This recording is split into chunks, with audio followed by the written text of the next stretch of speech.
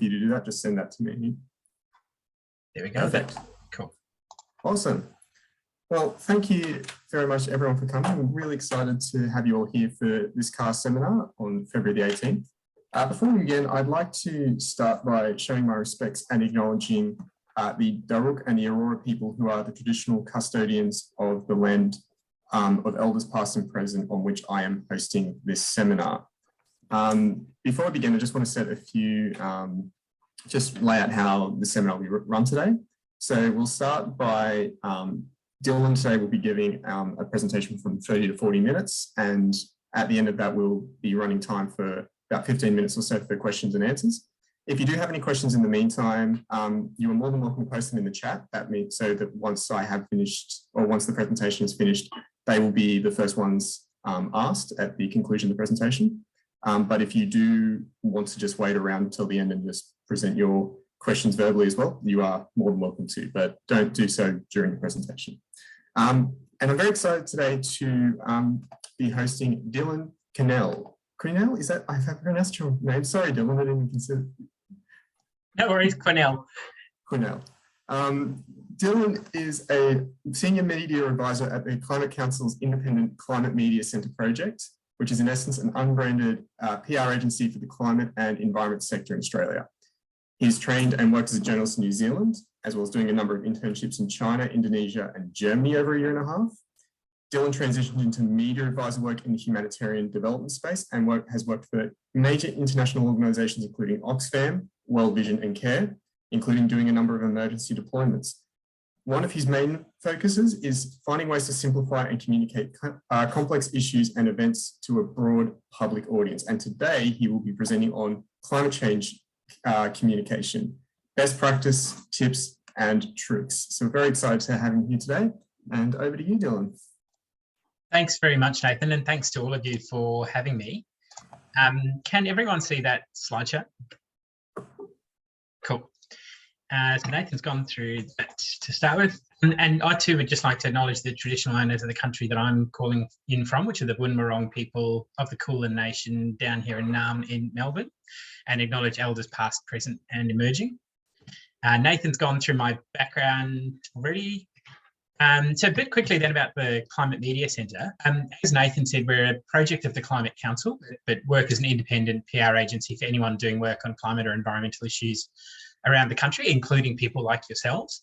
The services that we offer are free of charge because we're funded by donors. And basically our job is to help people work out how to message what they're working on, and then doing trainings like this as well as interview training and helping people then eventually to actually get media coverage. Types of people we work with vary greatly. So it can be farmers, doctors, vets, bushfire survivors, oceanographers and sort of marine scientists who are working on protecting the Great Barrier Reef, a whole pile of people around the country.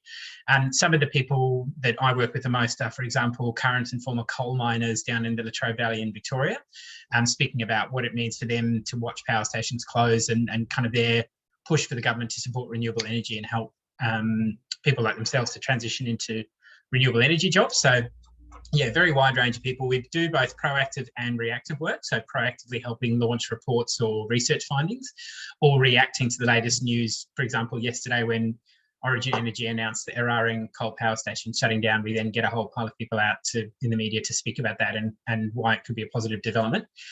The other important thing is that the Climate Media Centre is staffed by former journalists. So I think all of us at the stage were once journalists, and that's kind of where our expertise comes from, I guess. So quickly what we'll run through today is a bit about climate change and Australian views. I'll just burn through that, then a tiny bit on how the CMC works, and then the more important stuff, which is principles of good climate communications or communications in general, as well as some idea of key messages and how they work. And if we get time, a couple of case studies we can have a quick look at. So very briefly, I mean, most of you will know this already in your work with CAR, but climate scientists broadly are saying that worldwide climate action is increasing, but not at the scale or speed required to keep warming below 1.5 degrees. Collectively, the world needs to be aiming to halve emissions by 2030 and reaching net zero by 2040, which is obviously well before what Australia's current targets are. What climate scientists are saying, because of Australia's size, our relative wealth, and also the fact that we're one of the world's biggest fossil fuel exporters, we really need to be cutting emissions by 75% by 2030 and reaching net zero ideally by 2035. Now, obviously, this is well ahead of where the current targets are. And I guess the important point to always point out is that Australia's current emissions reduction targets were set in 2016 by a previous government and haven't been updated since then, which just shows you how out of date they are. Now, in terms of what Australians think about climate change, if anyone's happy to turn their mic on and jump in, how many people or what percentage of Australians do you think are climate deniers or don't believe in climate change science? Any ideas?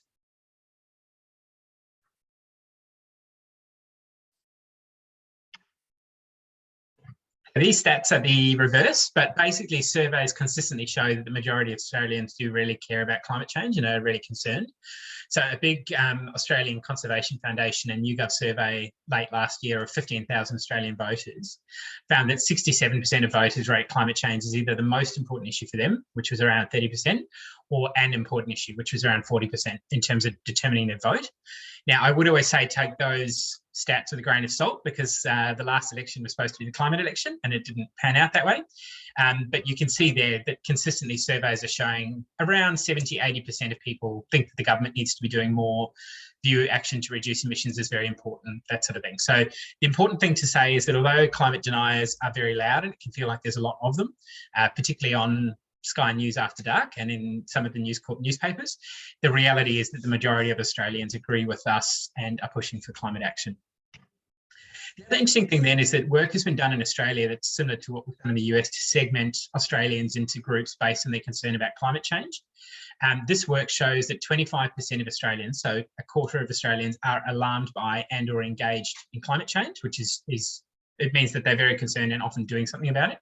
And that number increases to nearly half of under 25-year-olds. Only 9% of Australians are actually climate deniers. Everybody else, so 2/3 of Australians, sit somewhere in the middle, meaning that they're mildly concerned, cautious, or disengaged. The way the researchers talk about this then is that middle 2/3 of Australians are there to be convinced. And our job broadly as researchers and communicators is to try and convince those people. The interesting thing then that the head researcher, Rebecca Huntley, said was that attitudes about climate change are informed not by an understanding of the science, which is going to make all of you very sad, no doubt, but also by people's worldviews, their values, their political identification, social and cultural conditioning, and gender identity. So it's basically a whole lot more complicated, as you'd know, than just putting good science in front of people and hoping that will convince them. And again, that's part of our job at the Climate Media Centre, is to help you communicate your research findings in a way that convince people. What's handy about the Climate Compass research is that, for example, down the bottom, you can see we can break up people's TV consumption into their Climate Compass grouping. Now, that same breakdown can be done for a whole range of things like people's jobs, people's incomes, where they live, all sorts of things. So the Climate Compass research is used to overlay a bunch of other survey results to help us work out how to break people up. So it can be really handy. Now, in terms of communicating climate change, and this goes for air pollution and a lot of the issues that you guys work on as well, there's some problematic attitudes that are prevailing, and then there's the positive attitudes that we need to try and change it to. Now, this goes for, as I say, air pollution, fossil fuels, renewable energy, climate change broadly. So the current attitude often is that it's a future problem, whether that's climate change or air pollution, for example. What we need to do is convince people that actually it's a problem that's occurring today, that we're already feeling the effects now. The other thing that people often say is, yeah, but it doesn't affect me. Like, what I'm worried about is my daily job and daily life. What we need to explain to people is that actually it does already affect you in different ways, and be able to explain that it's a local and a human issue. Often people kind of dismiss climate change as an environmental issue and say, look, it'd be nice to do something about it, and I do care about the environment, but we need to be explaining that actually it's a human issue. It doesn't affect my community versus the problem is regularly affecting the community. The other thing, obviously, with these is that it feels often like there's no solution and that the problems are too big and too hard. So our job then is to communicate to people what the solutions are that already exist, which often is going to be the energy transition and renewable energy. The way the Climate Council, the Climate Media Centre then works, and this comes from past experience, is that if we work with people like yourselves to deliver clear messages loudly and proudly by trusted voices, and we do this over and over again, that's what's slowly going to shift the public narrative on climate change. So the other thing we're trying to do is get coverage not just in publications like The Guardian or the Sydney Morning Herald or The Age, where most readers probably already think the way we do. We're also trying to get coverage in News Corp newspapers and conservative radio stations. And as some of you would have heard Nathan mention earlier, we work with, for example, cricketers and AFL players, because again, they can reach audiences that don't normally hear about climate change. Some very basic principles of good communications that we're now going to go through in a bit more detail. The first one then is determine your purpose. Whenever you're planning to do any communication, the first thing we'd encourage you to start with is the purpose. What is the reason you're actually doing this communication? What are you trying to get across? If anyone feels braver than last time, does anyone have any idea who the woman in this photo could be, or more importantly, what message she's trying to get across? Bushfire. Yep. Perfect, Anna. So the woman's name is Jo Dodds. She's the head of Bushfire Survivors for Climate Action. They did a protest that some of you would have seen back in, it would have been 2020, so just after the Black Spring summer fires, where a number of the bushfire survivors brought what was left of their homes and dumped it on the lawn in front of Parliament, where they then had a protest. And to me, what's so good about this photo is it shows not only the problem, but also who they're trying to communicate that problem to and what they're calling for. So it's very clearly situated outside Federal Parliament in Canberra. You can clearly see that what's behind her has been burnt. And then the sign she's holding up is saying, "This is climate change." So they were very clearly trying to make that message that the bushfires are directly linked to climate change and the federal government needs to do something about it. So again, anytime you're planning to do communication, particularly communicating research findings and things like that, think about what it is you're actually trying to communicate and why. The second thing we encourage people to then think about is who is the audience you want to communicate it to. So the way you speak to people in The Guardian or the Sydney Morning Herald or The Age who already believe in climate change science and are already concerned is going to be very different to, for example, the way you'd speak to two coal miners based in Queensland or the Hunter Valley or Latrobe Valley. So start with the purpose, then the next thing is the audience, and think about how then you change the messaging slightly when you're communicating to people that may not agree with you. We can help do that. The next thing then is to have a think about what media do you actually focus on. So obviously I've sort of very broadly cut it down into the more little L liberal media on the left, so ABC, Guardian, The Conversation, Sydney Morning Herald and The Age. Very broadly in the centre, you've got some of the commercial media and regional media. And then on the right-hand side, you've got News Corp and the conservative radio stations. So the way, again, you speak to them is different. But more importantly, depending which media outlets you're speaking to, you're going to be reaching different groups of Australians. So if you've got some research that you think can engage a broad sector of the public that potentially wouldn't normally engage with you, then maybe you're looking at actually launching in News Corp newspapers and on conservative radio stations instead of in The Guardian and The Age, where people already agree with us. And again, we can give advice on that. This one always amuses me because it took me a while to get my head around it. The idea with the cricket rule is, how would you get someone who is completely disinterested in cricket interested? What would you sort of say to them and how would you communicate it? So the third rule then is, how do you communicate what you're working on, which is often going to be complex and harder to understand, in a way that's simple, tangible and relevant. And again, I've got a couple of examples we can talk through later to do with Climate Council reports and some research up by Stanford University. But always try and think about how you can simplify things as much as possible. The way I normally explain it to people is think about how you'd explain the work that you're doing to your grandmother or your parents or neighbours who don't have any scientific background and don't generally have much more than a passing interest in the work that we're doing, whether that be on climate change, air pollution, energy transition. How would you explain it to them? And that's the way we need to be talking to the media. The fourth piece then we've kind of already covered is that framing about today, not tomorrow. So these are issues that we need to deal with now, and we need to be able to explain why that is, rather than something that we can leave till tomorrow because it's complicated. Does anyone have any idea where the photo in the left is from? And what we can see there?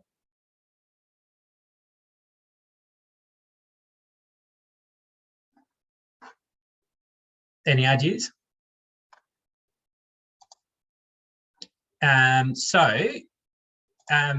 Yeah, thank you, Matthew.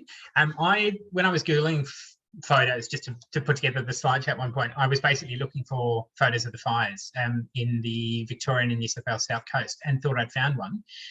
But eagle-eyed people in a previous presentation spotted the Greek flag on the naval ship. So this is actually a photo from Greece. And what's really shocking about it is how similar it is to the photos that were coming out of Malakuta and areas like that in Victoria or southern New South Wales. So the next thing to keep in mind is that, particularly when we're talking about complex issues, be it climate change, be it energy transitions, be it air pollution, what we need to be thinking about when we're framing it is focusing in on people. What we say is people, not polar bears. So yes, polar bears are going to be affected by climate change. And yes, it's one of the reasons we need to deal with it, because of the impacts on marine life and animal life. But what people relate to psychologically will always be people, other people. So whenever you're doing work and communicating about the work that you're doing, think about how you can make it a human problem and demonstrate the impacts on other people, because that's what's going to engage the readers and the listeners at a more emotional level, and bring them along with what you're trying to communicate. The next one then, which is related, is obviously looking at impacts versus looking at the science. So this graph on the right shows the change in temperature in Australia over a number of decades. I know what the graph shows and I know what point it's trying to make, and yet every time I see it, it confuses me slightly, and I have to spend a bit of time looking at the X and Y axis to really get my head around it. Whereas you look at the image on the left-hand side and you immediately get an emotional reaction to it. So again, with the work that you're doing, always try and think about how you can communicate the impacts on people, rather than focusing and starting with the science itself. Bring that science in and bring kind of the scientific detail in later, but always start with that impact on people.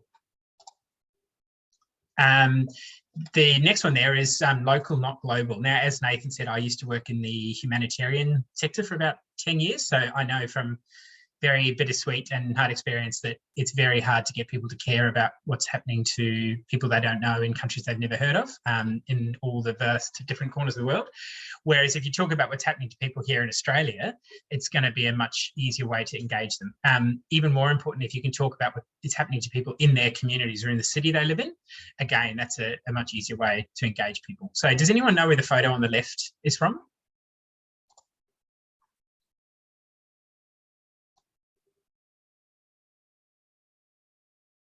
Yeah, Michael, that one is Malakuta. So that was one of the most famous photos that came out of the Black Spring summer fires. Was a family that got caught by the fires and basically had to jump in the boat and pilot the boat around the bay to land on Malakuta Beach, where everyone else was waiting, where the Navy then picked them up.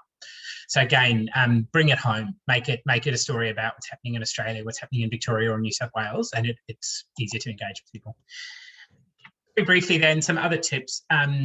This is always a hard one to do for people like yourselves that are very smart and know the latest science and the latest research, but be prepared to acknowledge outdated views and then seek to educate people. And that could be audiences, it could be journalists that you speak to, that sort of thing. So you can, particularly when speaking to conservative journalists and conservative radio hosts, quite often get questions about, but isn't coal and gas cheaper than renewable energy? Why do you keep saying we should be building more renewable energy?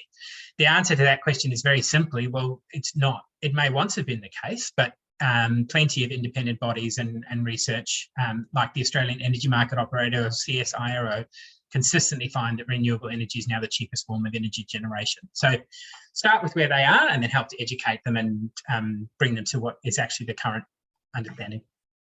Speak about your values. Now, this can also be a bit of a strange one as scientists and researchers, but we're all involved in this field because we care. In my case, I've seen the impacts of climate change on people around the world. I went to Fiji after a major cyclone hammered it in, I think, 2016. And what was crazy about that is that was the biggest cyclone ever recorded in the Southern Hemisphere. And it was only a year after the previous biggest cyclone in the South Pacific was recorded when it hit Vanuatu. So we've seen the impacts. I also have a young son, so my concern kind of comes from what the world's going to look like to him when he grows up. Speak about those values, speak about fairness and safety and responsibility and your concern for loved ones and concern for the planet. Don't be afraid to use emotions. So that kind of goes to the last point. If there's an issue that makes you emotional and you're happy to talk about the reasons why, please do go into that. So again, if I'm asked why I work in the field I do and why I care, I can tell stories about meeting people in Fiji that had one wall left of their house. The rest of the house was just gone, blown away by the cyclone, and kind of what that means and what that meant for them going forward. And pinpoint who's responsible, and that's what's to do with the photo down in the bottom right. Now, this can obviously be a bit complicated depending on your university or your research organisation's policies around what you can and can't say publicly. But if you're able to, and if you want to, sure, be comfortable pointing out that the federal government is not doing enough to reduce Australia's emissions. Be comfortable pointing out that vested interests like fossil fuel companies are paying huge amounts of money to try and mislead us and not help us understand that fossil fuels are actually worsening climate change and bad for health, because they're certainly doing it in the opposite way. The point we want to make here is that climate change, air pollution, energy transitions, they're all human problems with human solutions. There are solutions that are available. We just need to take action. The final two then is build a positive picture of what change looks like. So one of the things that we need to be careful of in our fields is not just talking about the bad. So not just talking about the impacts of climate change on worsening bushfires or worsening heat, not just talking about the fact that when we burn fossil fuels like coal and gas, we end up with issues like air pollution and what that means in terms of people's health, but also what are the actual positive options and the hope for the future that we can have, which in most cases is going to be an energy transition to renewable energy. And just talk about what that means in terms of the potential for new jobs, the potential for Australia as a renewable energy superpower, and so on. The final thing to say then is include everyone in solving the problem. There is a role for all of us. So as I say, two of the people I enjoy working with the most are current and former coal miners and coal power station workers. And they're two of the most passionate renewable energy advocates I work with anywhere in the country. So try not to, as hard as it can be sometimes, split people off into, oh, they're just coal miners, they don't care. We need to sort of disengage them and remember that what we need to be doing is changing people's views and bringing them along with us.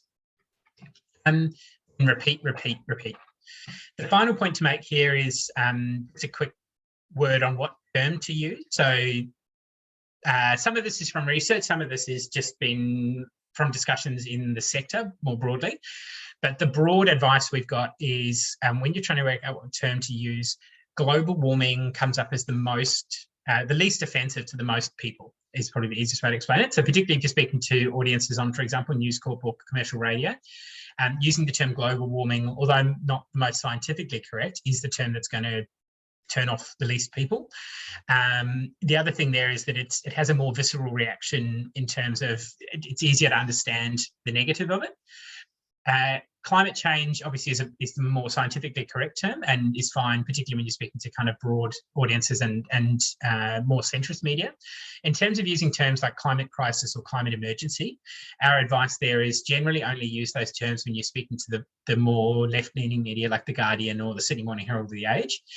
Even then, I would probably stick away from those terms in the Sydney Morning Herald and The Age and rather go with climate change or global warming. Gone through that. And then the final thing is always try and connect the problem with the solution. That's partly what we're saying about giving a hope for the future. Now, these two quotes come from a woman called Dr. Kate Charlesworth, who's a public health physician and one of the Climate Council's counsellors. Both of them were in reaction to, I think, Stanford University research that found that gas stoves leak even when they're not in use, and that the emissions they produce are equivalent to about 500,000 cars. So what Dr. Charlesworth's done really well here is connect both the problem, the impact, and then the solution in kind of a sentence. So the first one there was in ABC News where the reporters kind of summarised her as saying the health and climate impacts of methane meant that moving from gas to electric and induction stovetops was imperative in decarbonising. So you can see there's slightly more complex language, it's slightly more scientific. But one, because it's the ABC, two, it was the ABC science reporter, Nick Kilvert.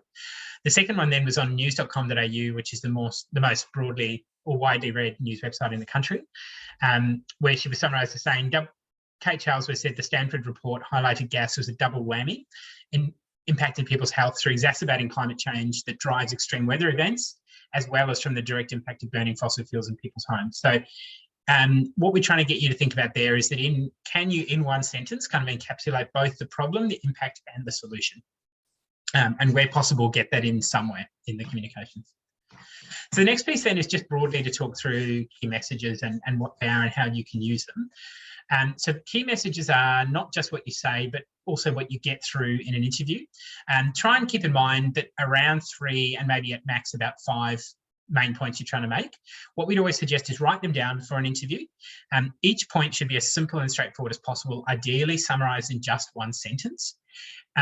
Another way of thinking about it is, what do you want people to be thinking or feeling after they've heard the interview? What I do when I do interviews is I would always say, don't take in too many written notes, because you can hear in someone's voice when they're reading.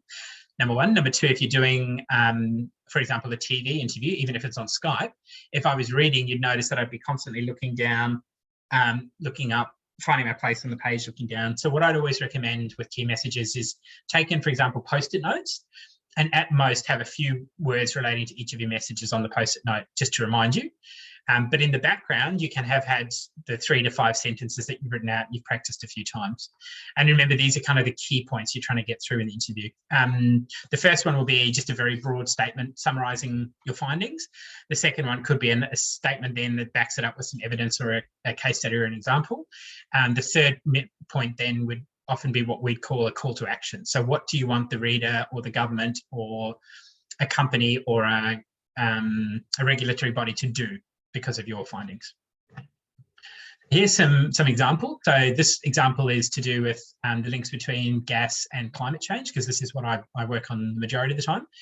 So the point we're trying to make here is that gas is a fossil fuel that's worsening the climate crisis. Key messages could be things like extracting and burning gas will massively accelerate climate change. Extracting and burning gas will see more extreme weather events like bushfires, heat waves, droughts, and cyclones. So that's kind of then talking to the impact of climate change. Gas is mainly methane, which is one of the main drivers of climate change, and a more potent gas, greenhouse gas, than carbon dioxide. You can see that the figure there at the end is in italics. I would always encourage you to use as few figures as possible. Again, research shows that listeners can't remember any more than about 3 statistics that come through in either written or broadcast piece of news. Even that, they're probably going to have forgotten 1 or 2 of them by the end of the interview. So try and use figures as sparingly as possible, and instead talk more about the impact on people, the case studies. The second one here, and again, there's obviously more of them, these were key messages about the health impacts of burning gas that came from a Climate Council report in May last year on how gas is harming our health. So the first one there is that unconventional gas development, including fracking, is exposing Australian communities to unnecessary health risks. So that was one point, is it's about fracking. The second point, which then got more coverage, was that burning gas at home can in fact harm our children's health. The message then, the next one then, that is the data that kind of backs that up, is that cooking with gas is estimated to be responsible for up to 12% of childhood asthma, or that a child living with gas appliances in the home faces a comparable risk of developing asthma to a child with a parent who smokes. What is so strong about those examples is, for anyone that cooks with gas at home, or anyone like myself that both cooks with gas at home and has a young child, while working on this report, I suddenly kept thinking, geez, I now feel really uncomfortable using my own gas stove. So I'd turn on the range hood, I'd open all the windows, make sure, ideally, my son wasn't in the kitchen when we were cooking. So yeah, where possible, try and think of those examples that people can actually relate to. Then the kind of call to actions: gas is a polluting fossil fuel, so governments can prevent these health issues and reduce emissions and help households in the country move away from gas. The hopeful piece of the future then is the final one: clean energy alternatives like solar and wind are already here and the key to a prosperous future. So that's just a very brief example of kind of how key messages work. What I'll share with you as a handout after this is this key messaging table. Now, if any of you have research that you're publishing that you'd like some help getting coverage of, we can go through this sort of thing with you and use something like this to help you work out what are your key messages, who are you trying to communicate to in terms of an audience, and what is the purpose of the interview. So this is broadly how the table looks. Then, for example, if it was filled in with, again, that cooking with gas example, you can see basically how you'd use the table to work out what your key messages are, starting with what are the 3 ideas that you're trying to get across, what are very briefly the quote-worthy grabs, or how do you kind of summarize that in a sentence, and then what are the examples or the facts that back it up down the bottom. Nathan, how are we doing in terms of time? Because I can run through one of these case studies quickly, or we can just jump straight to questions.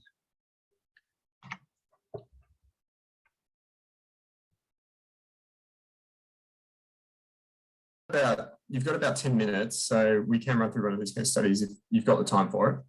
Yeah, great. Okay, I'll talk through one of them quickly, and then we can go to questions.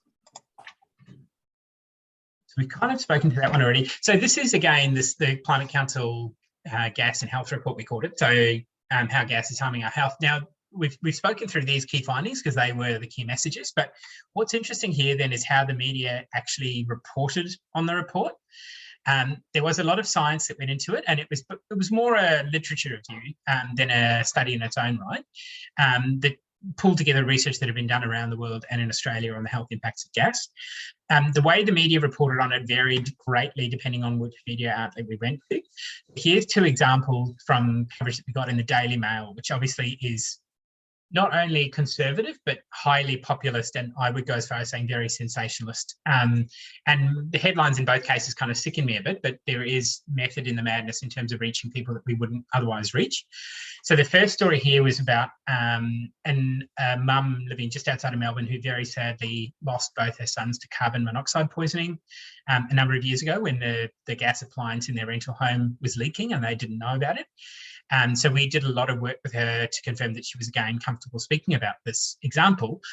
And you can then see the sensationalist headline that it led to in the Daily Mail, that the silent killer lurking in millions of Aussie homes, where the mum then described the horrifying moment she found her young son's dead in bed after a very common appliance malfunction.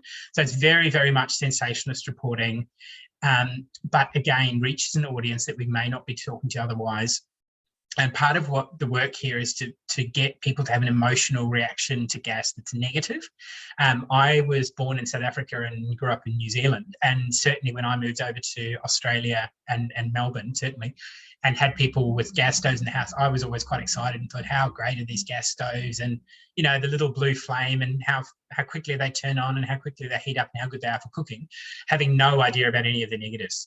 So part of the job that my job is to try and dirty up gas and explain the health impacts and the climate impacts to counteract that gas industry narrative that actually gas is fantastic.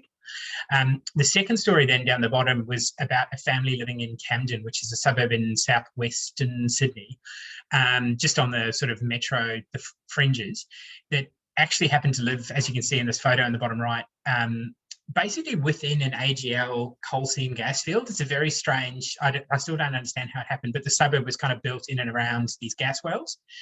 And the mum noticed over a number of years that her children were suffering constant nosebleeds and getting headaches and nausea, which then was later kind of linked to leaks from the gas wells around the house.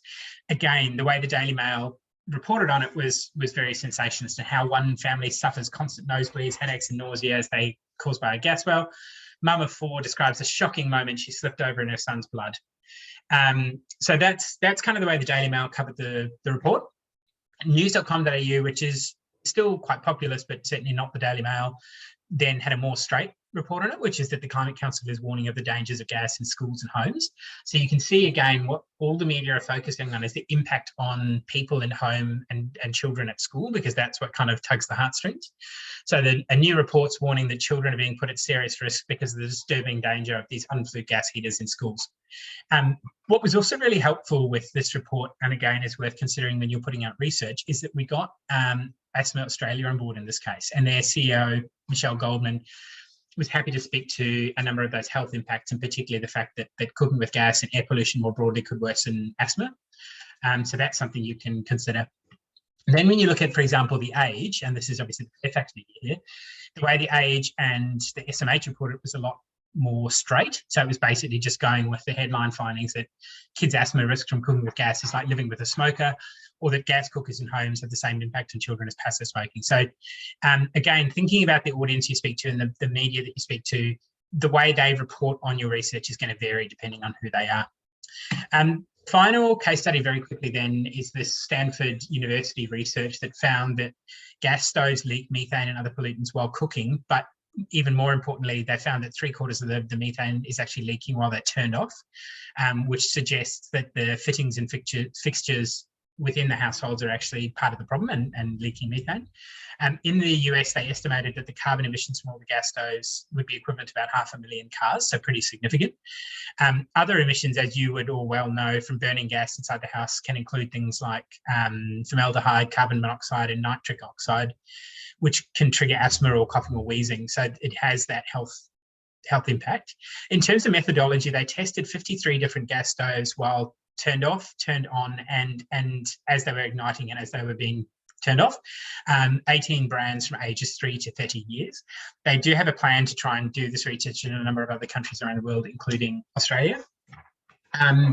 What was great about this is that, again, it was an example, a chance for us to get it into broad public media and point out the health impacts and now as well the climate impacts of actually cooking with gas.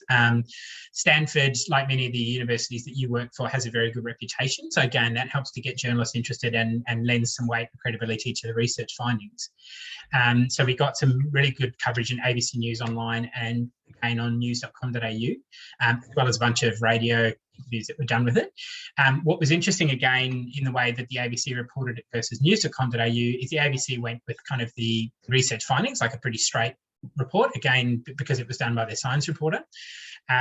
News.com.au kind of mixed up the straight science reporting with a bit about, it's this first sentence here, sorry. A new study has highlighted the risks we're taking when using a particular appliance in our homes, with people calling for them to be phased out. With the idea being that that is kind of the clickbait that you then have to click the link to go in and read the article and find out what they're actually talking about. So those were the two case studies I just wanted to talk through. Does anyone have any questions?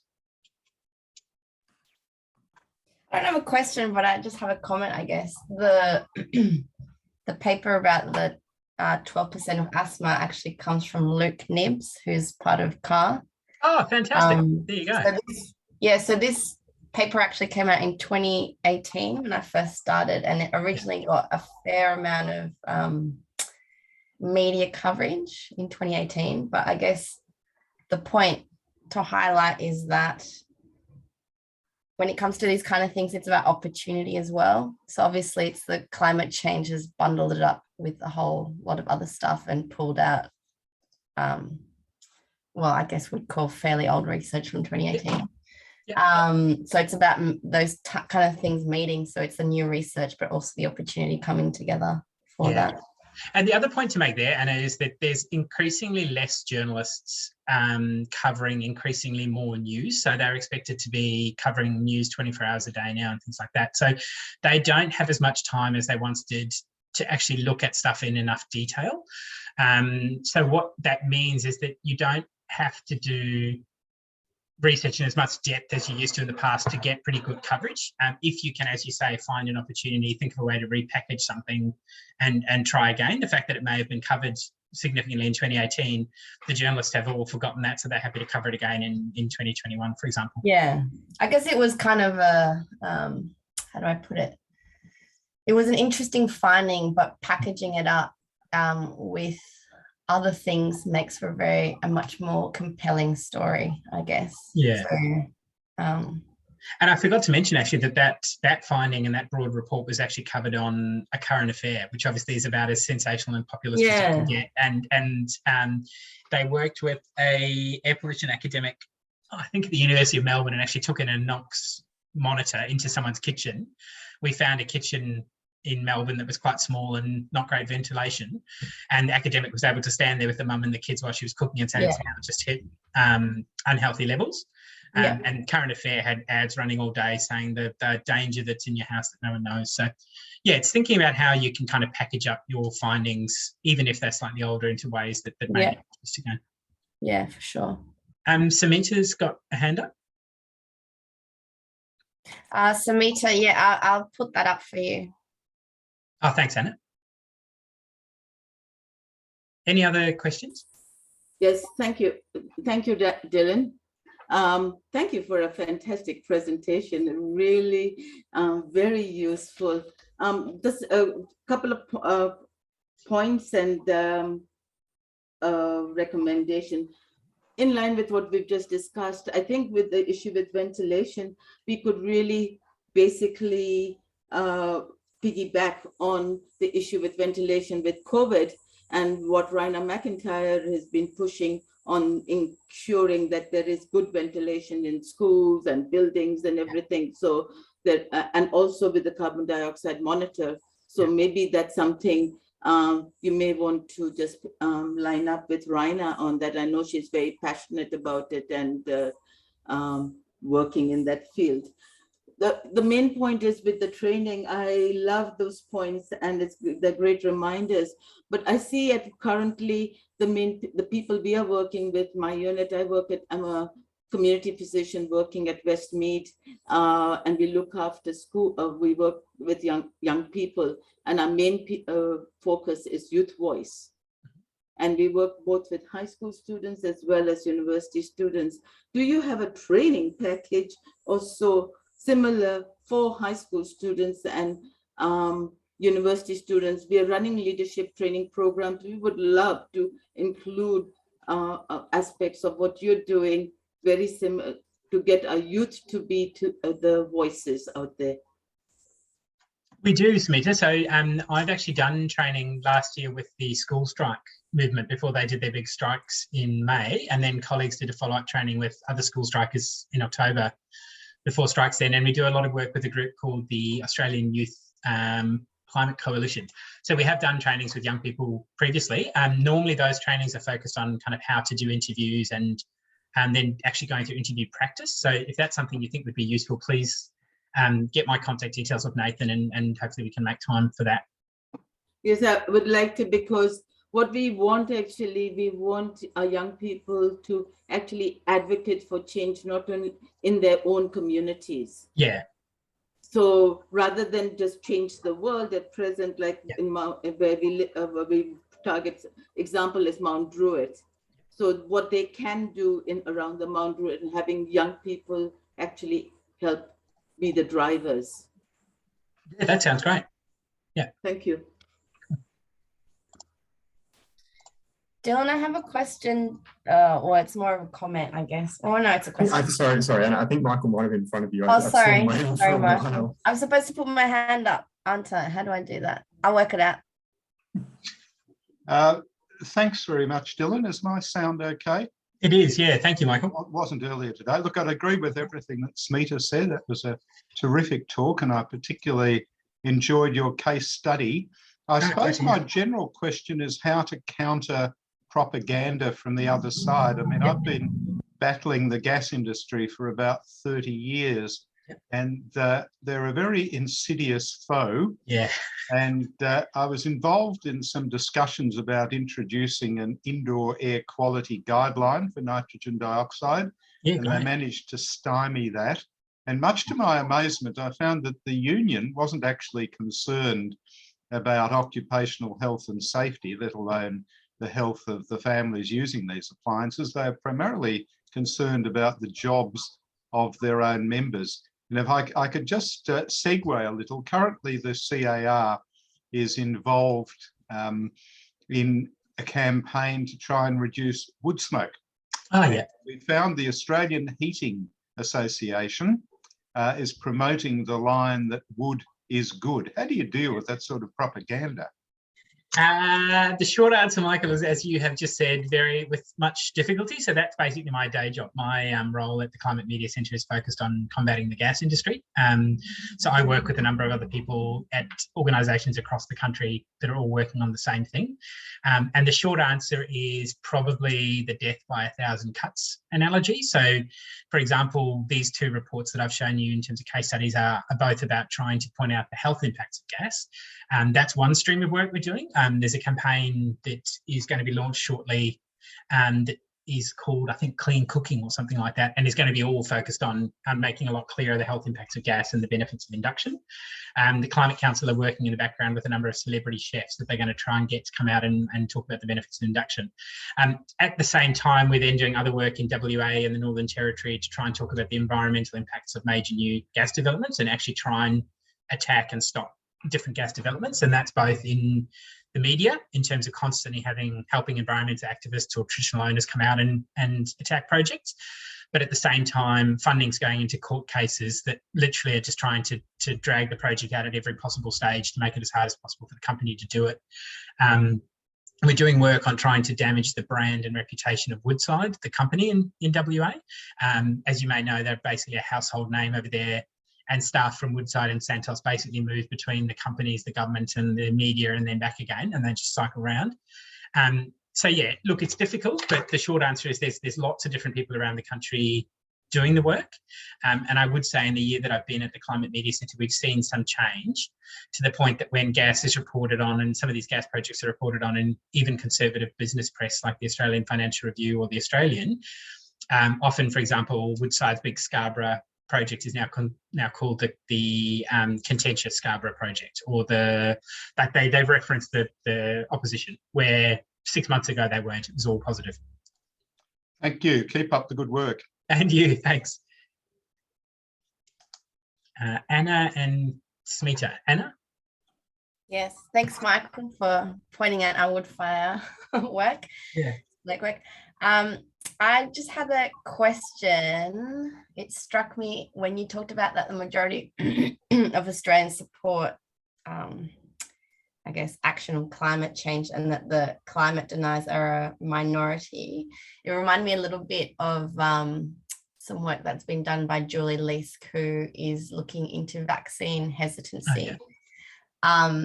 And her angle, or I guess their group's angle, is potentially it's better to focus on the people that are hesitant rather than, like full deniers. So is that kind of, I mean, a lot of it's, of what you talked about was trying to counteract what climate deniers are saying with information. Yep. Is it the same analogy where actually maybe we should focus on people who are hesitant or who are in that 50% rather than focusing on the 10% where nothing's going to change their view because they're so kind of staunch about it? Yeah, absolutely. You've kind of nailed it there, Anna, that often, even when we are either speaking to climate deniers who are journalists or unfortunately hosts, so people like Andrew Bolt and things like that, or we are doing work to try and counteract narratives coming out of the gas industry or climate deniers, we're not actually talking to the 10% that are climate deniers, because as you say, nothing any of us can say or no amount of good research is going to change their mind. What we're doing is trying to speak to the portion of their audience that are the 2/3 of Australians who are in the middle and therefore can kind of be swayed either way. So that's what I'd always say, is keep your focus on trying to communicate to and change the minds of that 60% that are somewhere in the middle. Thanks. Smita? Actually, I do believe there is a group that can influence those 10%, and it's adolescents. It's young people. They're kids. If anyone's going to influence, is adolescents at their efforts into our young people. The other group that I would like to ask you about is people like my husband, who is a social scientist. He and very much worked on the pandemic preparedness and everything. But basically, very pessimistic. It's too late. It's a crisis. There's nothing that can be done. The government, and it's just that feeling of helplessness. Yeah. Because these are, especially with the baby boomers, is my generation. Yeah. How do we influence? Because they've got the influence, they've got the power, they've also got some of the money and things like that. How do we influence those individuals who support climate change but feel that it's just, useless? So what I'd say there is, Smita, is that goes back to that point we made really early on about not just talking about the problem and the impacts of climate change and how bad everything is, but making sure that anytime we do that, also presenting the hopeful, positive solution. So, for example, now more than ever, we can speak to the fact that renewable energy is already here. Renewable energy is already available. It's already cheap. It can already be installed at sort of a big level. The Climate Council put out some statistics, it would have been last week, just taking some data from the breakdown of power generation in the national energy market, which is the eastern states, and then also in Western Australia. In Western Australia, for the first time ever, the power generated by renewable energy, which includes rooftop solar, was more than gas. In the eastern states, the power generated by gas has been dropping for the last, I think, 20 years, while renewable energy has been vastly increasing again over that same time. So we can point to the fact that things are changing. In terms of, again, my work is on gas, so a lot of the examples I use are gas, but gas is obviously, as you all know, largely methane. And although methane has a warming potential much greater than that of carbon dioxide, it's relatively short-lived in the atmosphere. So the point to make there to people like your husband is that although it's bad, if we can do hard work now to try and reduce emissions as much as possible, as quickly as possible, we will start to see positive changes in terms of warming potential. So yeah, I guess it's acknowledging where the concern comes from, but pointing out what we can do about it and how that can actually have a positive impact. Those solutions, could you turn them into little TikTok videos for get adolescents to be the speakers and TikTok videos? I promise you we can promote that widely, but we need those solutions really short, sharp, and literally very similar to what we should learn from the tobacco company, because they really got into vaping into the heads of young people. And if we can do the same with climate change and your solutions, maybe we might get somewhere. You'll be pleased to know that one of the young women who works at the Climate Council in the social media team is doing exactly that. She's got a great series of Instagram and TikTok videos where she has a crack at the gas industry and the problems with gas, and talks about the positives of renewable energy, and they're actually doing quite well on social media. So yeah, there is some work being done. You please send us a link. We will help promote that on our. Thank you. Yeah, sure. So we've got a couple of minutes left. So if there's any last minute questions from anyone. I don't have questions, but I do have a mention that on the 11th of March, we're going to be having a CAST seminar about federal election priorities, some of which cover the need to tackle climate change and a reduction of emissions from fossil fuels. So if you're interested, we will be sending that link out very soon. Thanks, Anna. And just the other thing to say there is, please do let us know at the Climate Media Centre if we can ever help you with the work that you're doing. As I say, we're basically a free PR agency that's funded by donations. So where you're doing work on anything to do with renewable energy, tackling gas industry, climate change, that sort of stuff, we can generally, assuming we've got capacity, make some time to help out. Thanks, Dylan. I think I'll be having a chat to you soon. Yeah, great. And Smita, I've just put a link to the video I was talking about. I found the Twitter version, but it's the same on Instagram and I think TikTok. And I've put links in the chat to those two bits of research that I talked about as well. And then the final thing to say, actually, before I finish up, is we've got a short feedback survey that we have to send out when we do this sort of trainings, just to get feedback on how you found it, which obviously helps us improve the next one. So I've just put the link to that in the chat if you wouldn't mind taking a couple of minutes just to do that when we wrap up. Fantastic. Thanks so much for that, Dylan. If there's no last minute questions, and I'm giving it last chance. Okay, well, thank you so much for your time, Dylan. That was a fantastic presentation. I think very insightful for all of us, particularly those of us like myself who are not very comfortable with being able to communicate a lot of this to non-scientific audiences. So thank you so much. And yeah, thank you for all the resources as well. I think that's going to be a massive help to all of us going into the future. And thanks everyone for being here as well. Thanks very much, Nathan. I'll send you through the recording of the presentation and then those links to the resources. Fantastic, and I'll pass those links to the resources out to everyone by the end of today. So keep an eye out for that. But if I can again, thank you so much for giving this talk, and hopefully we will be working with you on a range of issues very shortly. Sounds good. Thanks, Nathan. Thank you all. No worries.